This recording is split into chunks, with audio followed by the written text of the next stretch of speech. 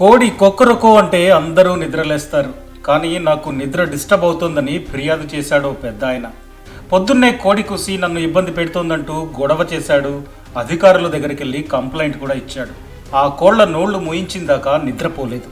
ఆ పెద్ద ఆయన పేరు రాధాకృష్ణ కురూప్. ఆయనకి వయసు పెరిగింది, నిద్ర ఆలస్యంగా పడుతుంది.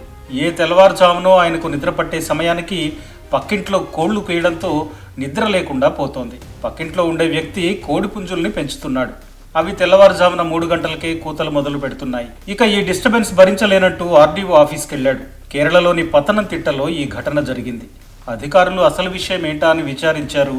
నాకు నిద్ర కావాల్సిందే అని పట్టుబట్టాడు రాధాకృష్ణ కురూప్. అధికారుల బృందం ఆ రెండిళ్లను పరిశీలించింది. రాధాకృష్ణ పక్కింటి పై అంతస్తులో అనిల్ అనే వ్యక్తి కోడిపుంజుల్ని పెంచుతున్నాడని గుర్తించారు.